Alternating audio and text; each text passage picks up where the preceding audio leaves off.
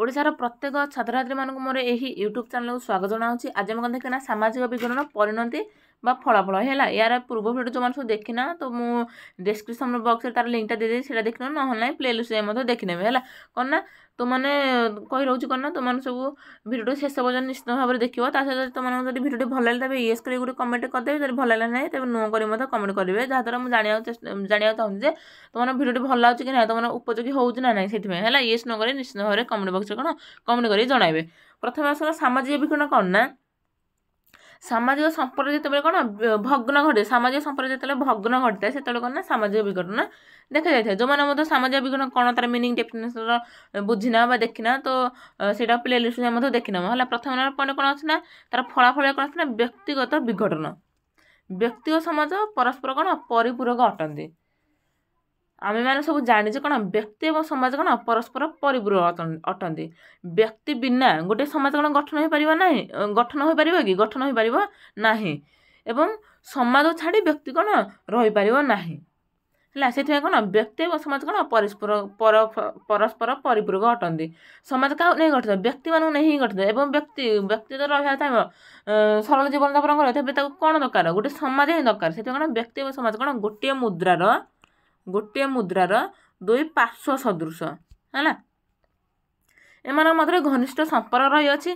शैशव अवस्था समाज सदस्य समाज नीति नियम गुड़ी मानवा शिक्षा पाई थाए मात्र जब सामाजिक विघटन घटे से व्यक्ति समाज मध्य संपर्क कौन छिन्न हो जाए जिते बड़े कौन ना विघटन कौन नीति नियम गुड़ शिक्षा लाभ आम करजे कौन शैशव अवस्था अर्थात कौन सामाजिक माध्यम कौन सब शिक्षा लाभ पाइजे कि जिते कौन समाज जो विघटित हो जाए से कौन ना व्यक्ति समाज मध्य संपर्क कौन छिन्न विच्छिन्न हो जाए जिते कौन समाज विघटित होता है से व्यक्ति विघटित हो जाए जो व्यक्ति विघटित हो जाए से कौन समाज विघटित हो जाए है जिते सामाजिक विघटित हुए से कौन व्यक्तिर विघटन हो जाए फल प्रचलित सामाजिक क्रम व्यक्ति कौन दूरे जाए एक विघटित व्यक्ति समाज में निजर कार्य को उपयुक्त भाव कौन संपादन कर समर्थ हो पारि न थाए।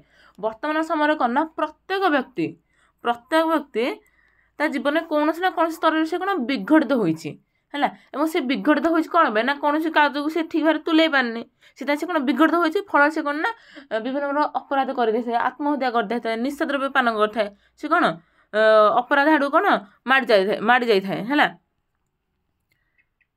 सामाजिक विघटन परिणाम स्वरूप साधारण स्वार्थ पूर्ण कर व्यक्ति कौन समाज में उपयुक्त भाव कार्य विफल होता है विघटित हवा द्वारा से कौन निजर कार्य से कौन उपयुक्त भाव कौन तुले पारि न थाए फल एक विघटित व्यक्ति अपराध मदपता निशाशक्ति आत्महत्या आदि आड़ कौन ढली पड़ जाए जिते से कौन निजर कौन कर्तव्य जो तुले पार न थाए से कौन तार विघटित होता है फल से कौन विभिन्न प्रकार अपराध करते आत्महत्या करते निशाशक्ति मान निशा द्रव्य पान करते है। बर्तमान समय कौन पितामाता मैंने पिला लदी दौरान कौन ना तुम 90% रखा बाध्य है कि 85% रखू कौन मैंने गोटे जबरदस्त कर तू एति मार्क रखू तो पढ़ुच मैंने तू एति मार्क रखू जहाँद्वारा पिला कौन से करना से मार्क से रखा जहाँद्वारा से कौन ना विघटित हो कौन ना आत्महत्या करने पछौने आत्महत्या से करदे बुझ ना नहीं। बर्तमान पिला अधिक मात्रा आत्महत्या देखा सहित कौन ना पुरातन लोक बुढ़ा माने कौन पुरातन लोक माने पुराणा कालिया लोक अपेक्षा ए जो बर्तमान समय जो लोक मैंने कौन आत्महत्या कौन अधिक मात्रा देखा जाउछि है। नेक्स्ट रहा कौन परिवार विघटन परिवार हेउछि समाजर अविच्छेद्य अंग परिवार प्रत्येक सदस्य समाज सहित कौन संपर्क रही है परिवार सब कौ मैंने रोचे व्यक्ति मैंने ही परिवार रोचे ना व्यक्ति को नहीं गठित है गोटे तुम परिवार व्यक्ति को नहीं जमी समाज गठित से व्यक्ति मान नहीं कौन गोटे परिवार गठित है तो व्यक्ति कौन परिवार रोचे प्रत्येक व्यक्ति कौन समाज सहित कौन संपर्क रही है प्रत्येक व्यक्ति कौन समाज सहित कौन संपर्क रही है कौन ना परिवार प्रत्येक सदस्य समाज सहित कौन संपर्क रही है जिते सामाजिक विघटन देखा जाए से कौन परिवार विघटित हो जाए पूर्व पढ़ले कौन जिते कौन समाज विघटित होता है से कौन व्यक्ति विघटित होता है से परिवार जिते कौन समाज विघटित होता है से कौन परिवार कौन विघटन देखा जाए था। परिवार विघटन जो परिवार सुख शांति नष्ट होता है पारिवारिक जीवन विशृंखलित होता है और स्वामी स्त्री मध्य कौन संघर्ष देखा जाए अशांति सृष्टि होता कौन माने हिंसा भाव सृष्टि हो जाए आ सुख शांति रही न था जहाँद्वारा से कौन ना ସେମାନେ ମଧ୍ୟରେ କ'ଣ ଅଶାନ୍ତି ସୃଷ୍ଟି ହୁଏ, ଯାହାଦ୍ୱାରା କ'ଣ ପରିବାର ମଧ୍ୟ ବିଘଟନ ହୋଇଯାଇଥାଏ। ପରିବାର ସଦସ୍ୟମାନଙ୍କ ମଧ୍ୟରେ କ'ଣ ଉତ୍ତମ ସହଯୋଗ ଓ ବୁଝାମଣା ରହେ ନାହିଁ। ଅଶାନ୍ତି ଅସହଯୋଗ ଯୋଗୁଁ ପରିବାରର ଏକତା କ'ଣ କ୍ଷୁଣ୍ଣ ହୋଇଯାଇଥାଏ ହେଲା। ପୂର୍ବରୁ କ'ଣ ଯୌଥ ପରିବାର ଦେଖିବାକୁ ମିଳୁଥିଲା, ବର୍ତ୍ତମାନ ସମୟରେ କେତେ ମାତ୍ରାରେ ଯୌଥ ପରିବାର ଦେଖିବାକୁ ମିଳୁଛି। ବର୍ତ୍ତମାନ ସମୟରେ କ'ଣ ସବୁ ଏକ ପରିବାର ଦେଖାଯାଉଛି ହେଲା। ବିଭିନ୍ନ ପ୍ରକାରର ଅଶାନ୍ତି ଯୋଗୁଁ, ବିଭିନ୍ନ ପ୍ରକାରର ଗଣ୍ଡଗୋଳ ଯୋଗୁଁ କ'ଣ ନା ସ୍ୱାମୀ ସ୍ତ୍ରୀ ମଧ୍ୟରେ କ'ଣ ଝଗଡ଼ା ଦେଖାଯାଉଛି, ଅଶାନ୍ତି ଦେଖାଯାଉଛି, ଯାହାଦ୍ୱାରା କ'ଣ ନା ସେମାନଙ୍କର ଡାଇଭୋର୍ସ ଅଧିକ ମାତ୍ରାରେ ଦେଖାଯାଉଛି ହେଲା।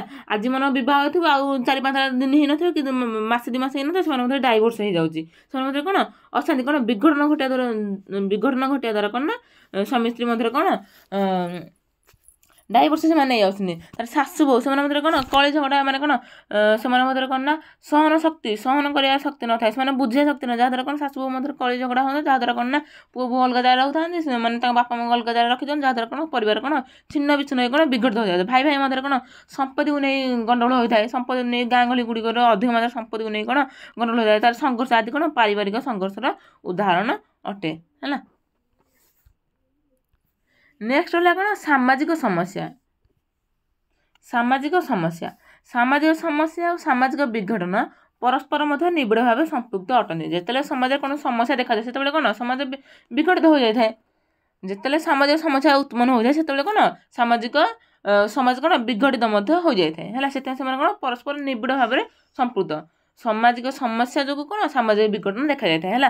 ଆର୍ଥିକ ସଙ୍କଟ, ରାଜନୈତିକ ଦୁର୍ନୀତି, ଦାରିଦ୍ର୍ୟ ଓ ବେକାରୀ ଆଦି ସାମାଜିକ ସମସ୍ୟା ଯୋଗୁଁ କ'ଣ ସାମାଜିକ ବିଘଟନ ଦେଖାଯାଇଥାଏ।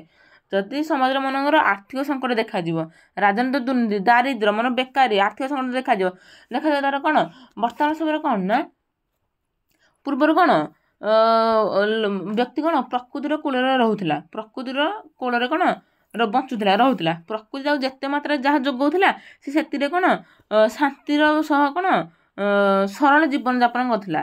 ଶାନ୍ତିର ସେ କ'ଣ ନା ସରଳ ଜୀବନଯାପନ କରୁଥିଲା। ହେଲେ ସମାଜ ଯେତିକି ଆଗକୁ ବଢ଼ିବାରେ ଲାଗିଛି, କ'ଣ ବ୍ୟକ୍ତି କ'ଣ ଜଟିଳ ଜୀବନଯାପନ କ'ଣ ନା କରିବାରେ କ'ଣ ଚାଲିଛି। କ'ଣ ନା ଆଗରୁ ସରଳ ଜୀବନଯାପନ କରୁଥିଲା, ବର୍ତ୍ତମାନ କ'ଣ ଯୁକ୍ତି ତର୍କ ଆଡ଼କୁ ସେ କ'ଣ ଗତି କରୁଛି ହେଲା। ତ କ'ଣ ନା ପ୍ରକୃତି କୂଳରେ ଯେତେବେଳେ ସେ ସରଳ ଜୀବନଯାପନ କରୁଥିଲା, ସେତେବେଳେ ପ୍ରକୃତି ତାକୁ ଯାହା ଦେଉଥିଲା, ଯାହା ପ୍ରକୃତି କୂଳରେ ସେ ପାଉଥିଲା, ସେଥିରେ ସେ କ'ଣ ଶାନ୍ତିର ସହ ରହୁଥିଲା। କିନ୍ତୁ ବର୍ତ୍ତମାନ ସମୟରେ କ'ଣ ନା ସେ ଯେତିକି ରୋଜଗାର କରୁଛି ବା ତାକୁ ଯେତିକି ସହଯୋଗ ମିଳୁଛି, ସେଥିରେ ସେ କ'ଣ ଶାନ୍ତିର ସହ ରହିପାରୁନାହିଁ। ବର୍ତ୍ତମାନ ସମୟରେ ସେ ଯେତିକି ତାର ରୋଜଗାର କରୁଛି, ସେ ତାର ଉପଭୋଗ କରିକି ସେ ବିଳାସମୟ ଜୀବନଯାପନ କରିବା ସେତିକି କ'ଣ ସରିଯାଉଛି ସେତିକି, ତାକୁ ସେତିକି ପାଉନାହିଁ ହେଲା।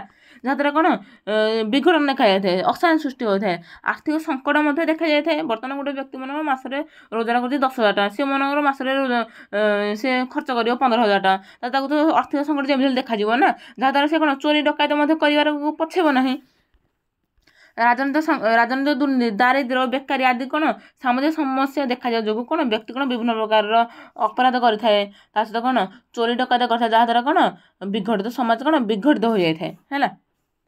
ସାମାଜିକ ବିଘଟନ ପରିଣାମ ସ୍ୱରୂପ ଦାରିଦ୍ର୍ୟ, ବେକାରୀ ଓ ଶିକ୍ଷାବୃତ୍ତି ପରି କେତେକ ସମସ୍ୟା ସୃଷ୍ଟି କରିଥାଏ, ଯାହାକି ସମାଜକୁ କ'ଣ ଉତ୍ତମ ଭାବରେ କାର୍ଯ୍ୟ ସମ୍ପାଦନ କରିବାରେ ବାଧାପ୍ରାପ୍ତ କ'ଣ କରିଥାଏ ହେଲା।